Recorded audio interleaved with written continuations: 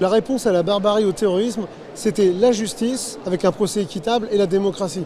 Si on n'avait pas répondu comme ça, si on avait répondu comme les Américains avec un Guantanamo français, je pense qu'on serait fourvoyé, je pense qu'on aurait tout perdu. Là, avec un procès qui est comme ça, qui nous emmène avec des peines qui paraissent quand même à la hauteur de ce qui a été fait, j'imagine quand même qu'on en sort grandi. Moi, j'ai mis 6 ans à sortir du Bataclan, je viens d'y passer 10 mois. J'ai même été dans des recoins où je ne voulais pas mettre les pieds. Je pense réellement qu'aujourd'hui, moi, j'ai qu'une envie, c'est d'en sortir définitivement.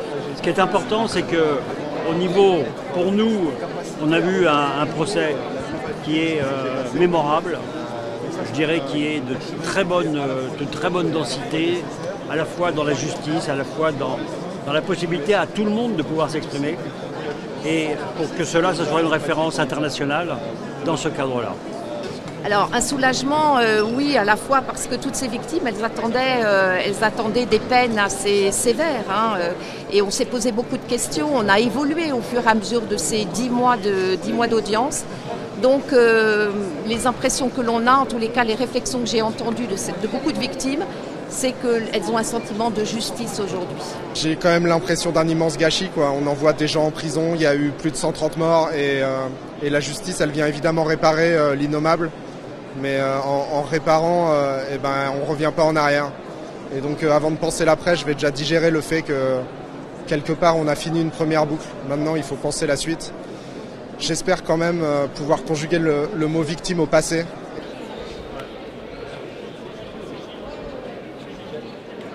Gendarmes, excusez-moi. Messieurs les gendarmes, excusez-moi. C'est quelle couleur ?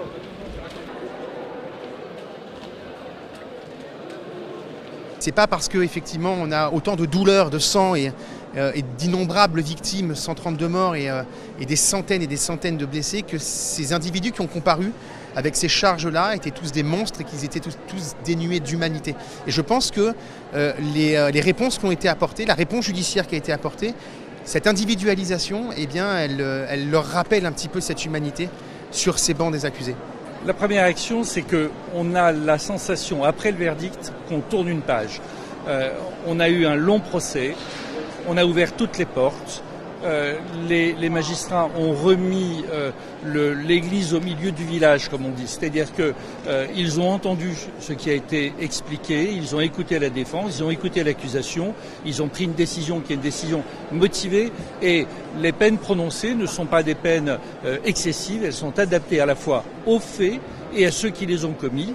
Je pense qu'on est à un moment qui est un moment satisfaisant, et j'espère pour tout le monde, en tous les cas pour la justice.